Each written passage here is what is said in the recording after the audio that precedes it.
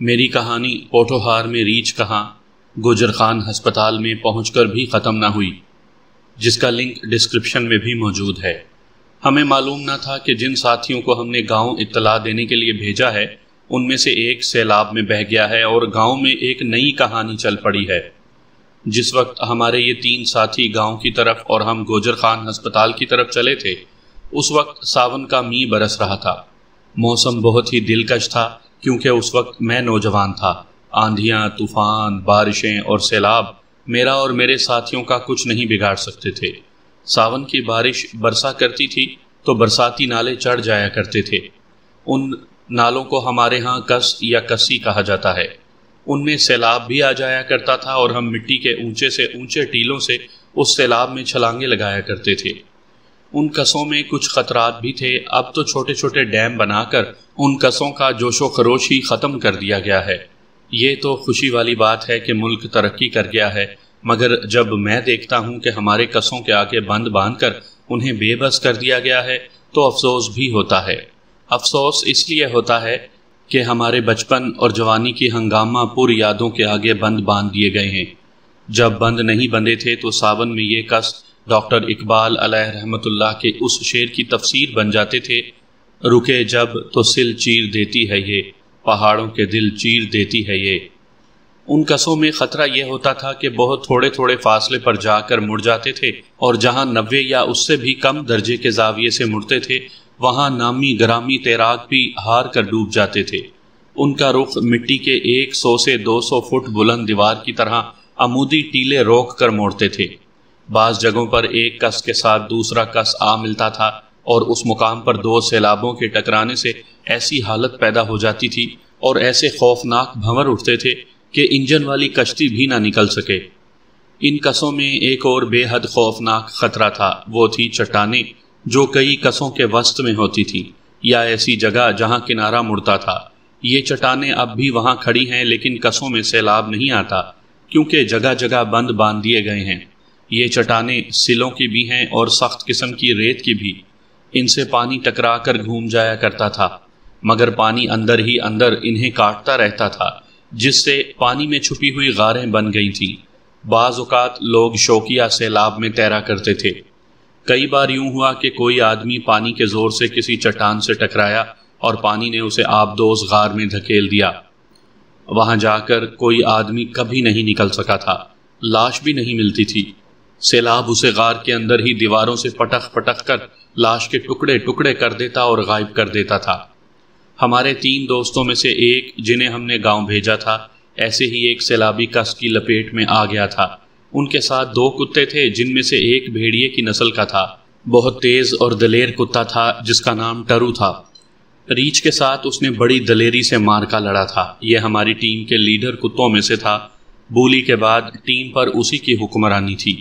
اگر ہمیں ذرا سا بھی اشارہ مل جاتا کہ وہ ریچھ سے لڑ کر اپنے مالک کی زندگی کے لیے آخری مارکا لڑنے جا رہا ہے تو ہم اپنے دوست کو کہتے کہ اپنا کتا ہمارے ساتھ رہنے دے اور وہ خود چلا جائے، مگر ہمارا کوئی دوست اپنے کتے سے کبھی الگ نہیں ہوا تھا، اور اس کتے نے ثابت کر دیا کہ کتا اپنے مالک سے جان کی قیمت دے کر بھی الگ نہیں ہوتا۔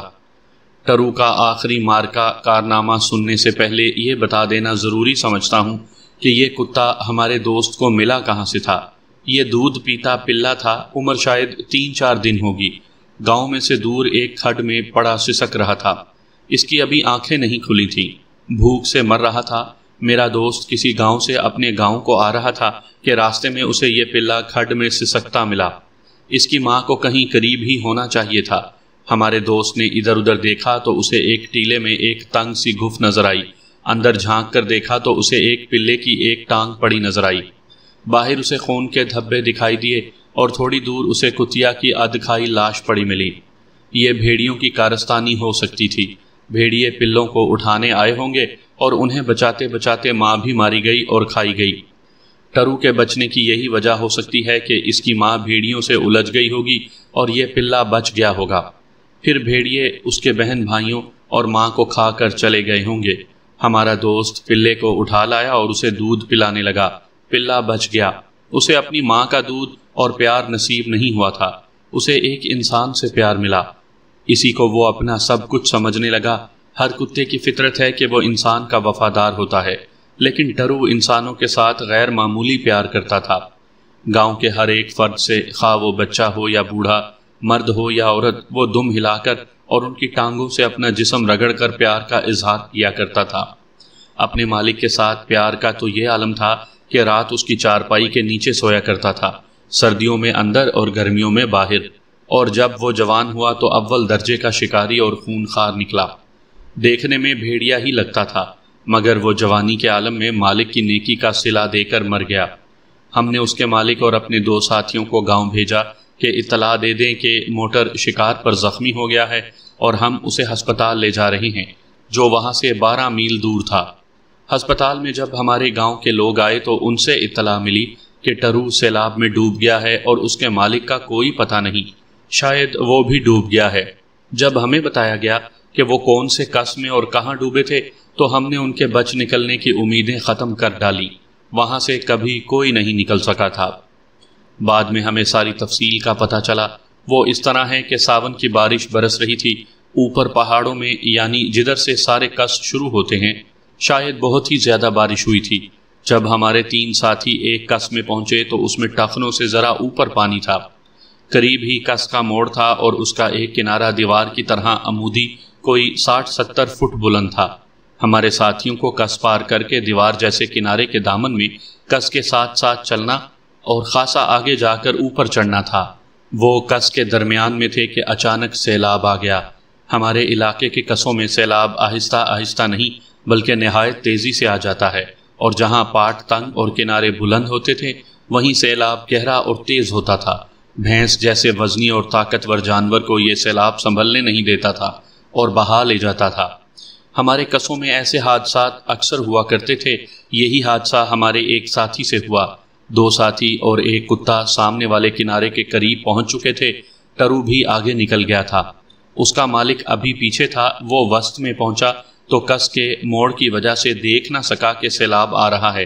ہمارے دوسرے ساتھیوں نے بتایا کہ اچانک سیلاب ایک پہاڑ کی طرح آ گیا، بالکل ایسے جیسے کئی ایک بسیں پہلو با پہلو اکٹھی پوری رفتار سے چلی آ رہی ہوں۔ ٹرو کا مالک گھبرا گیا، وہ رک گیا۔ اس نے پیچھے بھی دیکھا اور سامنے بھی، اور وہ آگے کو یعنی کنارے کی طرف دوڑ پڑا۔ یہ اس کی غلطی تھی۔ اس کے ساتھی دوڑ کر آگے چلے گئے۔ تھوڑا ہی آگے ڈھلان تھی جہاں سے لوگ اوپر چڑھتے اور اترتے تھے۔ وہ ڈھلان پر چڑھ گئے۔ ان کے ساتھ ایک کتا تھا۔ وہ اپنے مالک کے پیچھے دوڑا اور ٹرو اس کتے کو دیکھ کر شاید اس خیال سے اس کے پیچھے دوڑ پڑا کہ کوئی شکار ہے۔ ٹرو کے مالک کو سیلاب نے کنارے پر دبوچ لیا اور اپنے ساتھ بہانے لگا۔ اس کے ساتھی تو ڈھلان پر چڑھ گئے تھے۔ جب ٹرو کا مالک سیلاب میں بہتا ڈھلان کے قریب سے گزرا تو اس کے ساتھیوں نے اسے دیکھ لیا۔ بارش برس رہی تھی جس سے ڈھلان پر پھسلن تھی۔ اگر اس کا کوئی ساتھی پھسل جاتا تو سیدھا سیلاب میں جا پڑتا، لہٰذا وہ اس کی کوئی مدد نہ کر سکے۔ اس نے زور تو بہت لگایا، وہ تیر بھی سکتا تھا، مگر سیلاب نے اسے کنارے تک نہ جانے دیا۔ آگے جا کر دونوں کنارے عمودی ہو گئے اور پاٹ تنگ۔ اس سے پانی زیادہ گہرا ہو گیا اور تیز بھی۔ اس کے کتے ٹرو نے اسے دیکھ لیا۔ ہمارے ساتھیوں نے بتایا کہ ٹرو بے تابی سے بھونکا۔ اس وقت وہ ڈھلان کے اوپر جا چکا تھا۔ وہ اوپر ہی اوپر 60-70 فٹ بلند کنارے پر دوڑا اور ایک جگہ رک کر اس نے سیلاب میں چھلانگ لگا دی۔ اس کا مالک آگے نکل گیا تھا۔ وہ ڈوب نہیں رہا تھا، تیرتا جا رہا تھا۔ سیلاب اسے نیچے کو دبا رہا تھا، لیکن وہ پوری طاقت صرف کر کے ڈوبنے سے بچ رہا تھا۔ ٹرو نے ڈوبکیاں کھائیں لیکن ابھر کر بھونکنے اور تیرنے لگا۔ وہ اپنے مالک کو ڈھونڈ رہا تھا۔ اس کا مالک دور نہیں تھا۔ اس نے اپنے کتے کو دیکھ لیا اور اس کی طرف جانے کی کوشش کرنے لگا، مگر سیلاب کتے کو دور لے گیا اور اس کا مالک اپنے آپ کو بچانے کے بجائے اسے بچانے کے لیے ہاتھ پاؤں مارنے لگا۔ کتا بھونکتا تھا اور اس کا مالک ٹرو ٹرو پکار رہا تھا۔ آگے قص کا ایک اور موڑ تھا اور کنارے ایسے کہ ہمارے جو ساتھی اوپر تھے وہ بلندی اور خطرناک کیچڑ اور پھسلن کی وجہ سے نیچے نہیں آ سکتے تھے، نہ کوئی مدد کرنے کے قابل تھے، بلکہ اس موڑ پر ٹرو اور اس کا مالک ان کی نظروں سے اوجھل ہو گئے۔ انہیں یہ اطمینان تھا کہ آگے جا کر قص کا پاٹ چوڑا ہو جائے گا اور سیلاب کا زور پھیل جانے سے کتا اور اس کا مالک بھی نکل آئے گا۔ یہ پیش نظر رکھیے کہ یہ کوئی میدانی ندی نالہ نہیں تھا جس کے کنارے ایک ہی جیسے اور ذرا ذرا اونچے تھے، یہ پہاڑی علاقے کا نالا تھا جس کے کنارے مٹی اور پتھر کے ٹیلے تھے اور اونچے تھے۔ ایسے نالے میں بہتے ہوئے آدمی کو دور اوپر سے یا کسی طرف سے کوئی مدد نہیں دی جا سکتی، اور جس مقام پر ٹرو اور اس کا مالک سیلاب کی لپیٹ میں آئے تھے وہ تو بہت ہی خطرناک مقام تھا، کیونکہ مٹی اور پتھروں کے ٹیلوں سے گھرا ہوا تھا اور تھوڑے تھوڑے فاصلے پر کس مڑ جاتا تھا۔ ہمارے ساتھی کنارے پر اوپر ہی اوپر دوڑتے رہے۔ اوپر کھیتیاں تھیں جن کا کیچڑ انہیں چلنے نہیں دیتا تھا۔ 3-4 جگہوں پر ٹرو اور اس کا مالک ان کی نظروں سے اوجھل ہو گئے۔ سامعین کرام، آپ سن رہے ہیں صابر حسین راجپوت مرحوم کی شکاریات میں سے ایک اردو داستان جس کا نام ہے نماز جنازہ پڑھی جا چکی تھی۔ یہ اس سلسلے کی پہلی قسط ہے۔ مجھے امید ہے آپ کو میری یہ کاوش پسند آئے گی۔ آپ نے اگر ابھی تک میرا چینل کہانی گھر سبسکرائب نہیں کیا تو ابھی میرے چینل کو سبسکرائب کر کے بیل نوٹیفیکیشن آن کر لیجئے تاکہ آنے والی ہر نئی کہانی کی اطلاع بر وقت آپ تک پہنچ سکے۔ انہیں یہ اطمینان تھا کہ آگے کہیں تو جا کر پاٹ چوڑا ہوگا، مگر گھبراہٹ میں انہیں یاد نہیں رہا تھا کہ اصل خطرے کا مقام تو آگے آ رہا ہے۔ آگے ایک اور کس جو اس سے زیادہ بڑا تھا اور اس کس سے آ ملتا تھا، اور یہیں پر موڑ تھا اور وہاں پاٹ بہت ہی تنگ تھا۔ یہ جگہ 150-200 گز دور رہ گئی تھی۔ ہمارے کنارے والے ساتھیوں نے دیکھا کہ کتا اور مالک اکٹھے ہو گئے تھے۔ کتا ذرا دور تھا اور اپنے مالک کی طرف جانے کی کوشش میں ہاتھ پاؤں مار رہا تھا۔ مالک نے پہلو کی طرف تیر کر اسے پکڑ لیا اور کندھے پر بٹھا لیا، پھر خود تیرنے لگا، مگر کتا بےتاب تھا، جیسے وہ مالک کو بچانے کی کوشش کر رہا ہو۔ وہ اس کے کندھے سے اتر گیا اور مالک کے ساتھ لپٹنے لگا۔ اس کے بعد دونوں ان کی نظروں سے اوجھل ہو گئے، کیونکہ ہمارے ساتھیوں کے سامنے ایک گہری کھائی آ گئی تھی۔ وہ اس کھائی سے گھوم کر آگے گئے تو سیلاب کا شور انہیں اس طرح سنائی دینے لگا جیسے بہت سے طیارے ان کے سروں پر اڑ رہے ہوں۔ وہ ایک دوسرے کی آواز بھی نہیں سن سکتے تھے۔ وہ حیران ہوئے کہ سیلاب کا شور یکلخت کیوں بڑھ گیا۔ جب وہ آگے گئے تو ٹھٹک کر رک گئے، کیونکہ وہ ایک اور عمودی ٹیلے کی چوٹی پر بلکہ منڈیر پر کھڑے تھے، اور ان سے تقریباً 15-16 گز نیچے ایک اور سیلابی کس بہہ رہا تھا۔ تب انہیں ہوش آئی کہ وہ ہیں کہاں، اور ان کا ساتھی اور ٹرو کا اب کیا حشر ہوگا۔ ہمارے ان ساتھیوں کو اس کس نے روک لیا۔ آگے جانے کی کوئی صورت نہیں تھی۔ انہیں دونوں کسوں کے ٹکرانے اور مل کر ٹیلوں کی تنگی میں قیامت برپا کرنے کا شور سنائی دے رہا تھا، جس نے ان کے رنگ فک کر دیے اور وہ اپنے گاؤں کی طرف دوڑے۔ گاؤں میں انہوں نے 2 تشویشناک اطلاعات دیں۔ ایک یہ کہ موٹر کو ریچھ نے زخمی کر دیا ہے اور ٹرو کے مالک کو سیلاب بہا لے گیا ہے۔ موٹر کے گھر والے اور عزیز رشتہ دار گوجر خان کی طرف بھاگ اٹھے، اور ٹرو کے مالک کے لواحقین کس کی اس سمت بھاگے جس طرف وہ بہہ گیا تھا۔ ہمارے ساتھی بتاتے ہیں کہ بڑا ہی اندوہناک منظر تھا۔ مائیں اور بہنیں سروں سے دوپٹے اتارے کیچڑ میں دھستی ہوئی چیختی چلاتی اور بین کرتی بھاگی جا رہی تھیں۔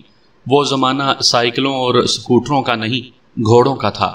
ہمارے گاؤں میں 14 گھوڑے گھوڑیاں تھیں۔ گدھے گدھیاں تو بہت ساری تھیں۔ بار برداری کا ذریعہ گدھیاں اور اونٹ ہی تھے۔ اس ترقی کے دور میں بھی ہمارے دیہات کا بیشتر حصہ گدھوں اور اونٹوں کو استعمال کرتا ہے۔ گاؤں والوں کے پاس سواری کا جو بھی جانور تھا انہوں نے پیش کر دیا۔ پیدل دوڑتی عورتوں کو گھوڑیوں پر بٹھایا، مرد گدھیوں پر سوار ہو گئے۔ 3 اونٹ تھے، 3 آدمی ان پر چڑھ بیٹھے اور باقی پیدل چل پڑے۔ وہ محبت اور خلوص کا زمانہ تھا۔ گاؤں کا کوئی ایک بھی مرد گاؤں میں نہ رہا۔ کچھ لوگ ہسپتال کی طرف گئے اور باقی کس کے بہاؤ کی طرف، مگر دونوں کسوں نے ان کے راستے روک رکھے تھے۔ وہ کسوں کا چوڑا پاٹ ڈھونڈنے لگے جہاں سے پار جایا جا سکتا تھا۔ ایسے پاٹ انہیں مل تو گئے، لیکن فاصلے بڑے لمبے ہو گئے۔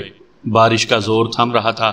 ہسپتال پہنچنے والوں کو 3 کس عبور کرنے پڑے، اور جو لوگ ٹرو کے مالک کو ڈھونڈنے گئے تھے شام کا اندھیرا پھیلنے کے بعد ناکام واپس آ گئے۔ اس تلاش کی کہانی بہت دردناک ہے۔ سیلاب میں بہنے والے کی ماں اور بہنوں کا یہ حال تھا کہ بہتے سیلاب کے ساتھ دوڑتی تھی، درختوں کی شاخوں اور جھاڑیوں کو بہتا دیکھتی تھی اور چیخیں مار کر پانی میں اتر جاتی تھی۔ مرد انہیں گھسیٹ گھسیٹ کر پیچھے کرتے تھے۔ یہ سارے لوگ بہت آگے چلے گئے جہاں کس کا پاٹ چوڑا تھا۔ ایک جگہ ماں نے سیلاب میں چھلانگ لگا دی وہاں پانی گہرا اور تیز تھا، 3 آدمی اس کے پیچھے کود گئے۔ وہ کنارے سے دور نہیں تھی، مردوں نے اسے پکڑ لیا لیکن وہ باہر نہیں آتی تھی، چیختی اور پکڑنے والوں کو گالیاں دیتی تھی، کہتی تھی کہ اپنے بچے کے ساتھ ڈوب مروں گی، اب مجھے بچہ اگلے جہان میں ہی ملے گا۔ اسی طرح بہنیں بھی کسی کے ہاتھ نہیں آتی تھیں۔ یہ لوگ اور آگے چلے گئے، ایک جگہ جہاں دونوں کس مل کر ایک ہو جاتے تھے، وہاں سے بہت دور آگے چوڑے پاٹ کے کنارے کتا ٹرو پڑا ملا، لیکن وہ مر چکا تھا۔ وہ کنارے کے درختوں کی جڑوں میں اٹکا ہوا تھا۔ ایک بہن مرے ہوئے کتے کے اوپر گر پڑی اور اس کے منہ کے ساتھ منہ رگڑ کر ایسے دلدوز طریقے سے رونے لگی کہ مردوں کی بھی دھاڑیں نکل گئیں۔ کتے کے مالک کے ساتھیوں نے سب کو بتایا کہ کتا اپنے مالک کو بچانے کے لیے سیلاب میں کود گیا تھا۔ یہ سنا تو ماں اور بہنوں نے مرے ہوئے کتے کو باری باری اٹھا کر بچوں کی طرح پیار کیا اور بین کر کے رونے لگی۔ سیلاب کا زور ختم ہو رہا تھا، تمام آدمی پانی میں اتر گئے اور پاؤں سے کس کی تہہ کو ٹٹولنے لگے۔ شام تک سیلاب بالکل اتر گیا، اندھیرا چھانے لگا، اب تلاش مشکل ہو گئی تھی۔ لوگوں نے واپسی کا ارادہ کیا تو ماں اور بہنیں واپس نہیں آتی تھیں، انہیں گھسیٹ کر پانی سے نکالا گیا۔ ماں پانی میں بیٹھ گئی، اسے 2-3 آدمی اٹھا کر گاؤں لائے۔ رات بھر گاؤں میں کوئی سو نہ سکا، عورتیں ڈوبنے والے کے گھر میں جمع رہیں، مرد بھی پڑوس کے صحن میں بیٹھے رہے۔ رات آدھی سے زیادہ گزر گئی تھی کہ عورتوں کے بین عجیب سے شور میں بدل گئے۔ مرد باہر نکلے تو چند ایک عورتیں گلی میں ادھر ادھر بھاگ دوڑ رہی تھیں۔ چاند بڑا شفاف تھا، ایک ہی آواز سنائی دیتی تھی کہ ادھر دیکھو، فلاں کے گھر دیکھو۔ معلوم ہوا کہ ڈوبنے والے کی ماں لاپتہ ہو گئی ہے۔ ہم سب پریشان ہو گئے۔ ایک بزرگ نے کہا، میں جانتا ہوں کہاں گئی ہے، کس کی طرف بھاگو، وہ اور کہیں نہیں جا سکتی۔ دن کو بارش برستی رہی تھی، ہر طرف کیچڑ تھا، بھاگنا دوڑنا بہت مشکل تھا۔ گاؤں کے نوجوان کس کی طرف دوڑ پڑے۔ کس کے قریب پہنچے تو انہیں ماں کی آوازیں سنائی دینے لگیں۔ وہ بہت بلند آواز سے اپنے بیٹے کو پکار رہی تھی۔ اگر اس کی آواز نہ سنائی دیتی تو کھڈ نالوں کے اس علاقے میں اسے تلاش کرنا بہت ہی مشکل تھا۔ اس کی آوازوں پر آدمی اس تک پہنچ گئے، مگر وہ واپس آنے کے لیے تیار نہیں تھی۔ وہ تو پاگل ہو چکی تھی۔ نہایت اطمینان سے کہتی تھی کہ مجھے بیٹے کی آواز سنائی دی تھی، اس نے مجھے یہاں سے آواز دی کہ بے جی جلدی آؤ، مجھے گھر لے چلو۔ ماں کی تو یہ حالت دیکھ کر مردوں کے دل بھی لرز گئے۔ اسے بڑی مشکل سے گھر لایا گیا، لیکن اس کی ذہنی حالت بہت بگڑ گئی تھی۔ کبھی تو یہ کہتی کہ میں اپنے بچے کے لیے روٹی یہیں لے آؤں گی، اس کے لیے پراٹھے پکاؤں گی، اور کبھی کہتی کہ اس کے لیے نواری پلنگ لے آتی ہوں، وہ شاید آج کی رات یہیں سوئے گا۔ اور کبھی وہ ہنس ہنس کر اس کے بچپن کی باتیں سنانے لگتی۔ گاؤں کے آدمی اسے باتوں میں لگائے گھر لے آئے، لیکن اسے سنبھالنا بہت مشکل تھا۔ رات بڑی مشکل سے لوگوں نے کاٹی۔ دوسری صبح پھر تلاش شروع ہو گئی۔ گاؤں کے لوگ بہت دور تک چلے گئے، مگر ٹرو کے مالک کا کوئی سراغ نہ ملا۔ کس میں سیلاب کا نام و نشان تک نہ تھا۔ ہلکا پھلکا پانی بڑی معصومیت سے بہہ رہا تھا، اور اس معصومیت میں نہ جانے کتنے حادثے چھپے ہوئے تھے۔ گاؤں میں ماتم ہو رہا تھا۔ ڈوبنے والے کی ماں اور 2 بہنوں کی چیخیں اور بین عرش کے کنگروں کو ہلا رہے تھے۔ ماں کا تو یہ حال تھا کہ کبھی ہنسنے لگتی اور کبھی چیخ چیخ کر رونے لگتی۔ اس گھرانے پر موت کے سائے تو ہر وقت منڈلاتے رہتے تھے۔ ہمارے اس نوجوان دوست کا ایک چچا، بڑا بھائی اور ایک ماموں قتل ہو چکے تھے۔ باپ لڑائی جھگڑے میں 2 دفعہ زخمی ہوا اور ایک آدمی کے قتل میں 7 سال سزائے قید بھگت چکا تھا۔ تایا پھانسی چڑھ گیا تھا، اور یہ سلسلہ جو 30-40 سال پہلے شروع ہوا تھا ابھی تک چل رہا تھا۔ ان کی دشمنی 5 کوس دور کے ایک گاؤں والوں سے تھی۔ اس دشمنی کی ابتدا ایک شادی سے ہوئی تھی۔ 1 سال کے اندر ہی چپکلش شروع ہو گئی تھی۔ اصل جھگڑے کی وجہ کوئی ایسی سنگین نہیں تھی کہ چند آدمی قتل ہو جاتے اور کچھ پھانسی چڑھ جاتے، مگر ہمارے علاقے میں ایک لفظ عام ہے، اور وہ ہے ناک، جسے ہم لوگ عزت اور وقار کی علامت سمجھتے ہیں۔ یہ محاورہ اکثر استعمال ہوتا ہے، فلاں آدمی بڑا جابر ہے، ناک پر مکھی نہیں بیٹھنے دیتا۔ لہٰذا ہمارے علاقے کے قتل اور خون خرابے ناک کی خاطر ہوتے ہیں، پہلے بھی ہوتے تھے، اب بھی ہوتے ہیں۔ مثلا لڑکی کو میکے سے لانے کے لیے سسرال والوں نے دلہا کے بھائی کو بھیج دیا، تو لڑکی کے میکے والوں نے کہہ دیا کہ دلہا خود آئے یا اس کی ماں یا باپ آئے۔ پھر دنیا کی کوئی طاقت اس لڑکی کو میکے سے نہیں لا سکتی۔ سسرال والے ڈٹ جاتے ہیں کہ ہم کسی اور کو نہیں بھیجیں گے، اور میکے والے باقاعدہ مورچے باندھ لیں گے کہ ہم لڑکی کو اسی کے ساتھ بھیجیں گے جس کے ساتھ ہم بھیجنا چاہیں گے۔ پھر کوئی بھی دوسرے کی شرط تسلیم نہیں کرتا کیونکہ ناک پر مکھی بیٹھ جاتی ہے۔ اس گھرانے میں بھی ایسی ہی کسی وجہ سے جھگڑا شروع ہوا تھا جو ابھی تک جاری تھا۔ دونوں گھرانوں کا کوئی آدمی اکیلا کہیں دور نہیں جاتا تھا کیونکہ دوسری پارٹی کے ہاتھوں مارے جانے کا خطرہ تھا۔ ضروری نہیں ہوتا تھا کہ جس کے ہاتھوں کوئی قتل ہوا ہو وہ پھانسی چڑھ جائے۔ اکثر قاتل شک کی بنا پر بری ہو جاتے تھے، یا سزائے موت مل بھی جائے تو ہائی کورٹ میں اپیل کر کے بری ہو جاتے تھے، مگر وہ باہر آ کر کھلے بندوں گھوم پھر نہیں سکتے تھے کیونکہ مقتول کے لواحقین کو خون کا بدلہ لینا ہوتا تھا۔ گزرے ہوئے 30-40 سالوں میں کئی ایک قتل ہوئے تھے، لیکن پھانسی صرف 2 کو ملی تھی۔ 3 کو عمر قید اور چند ایک کو 5-7 سال کی سزائے قید۔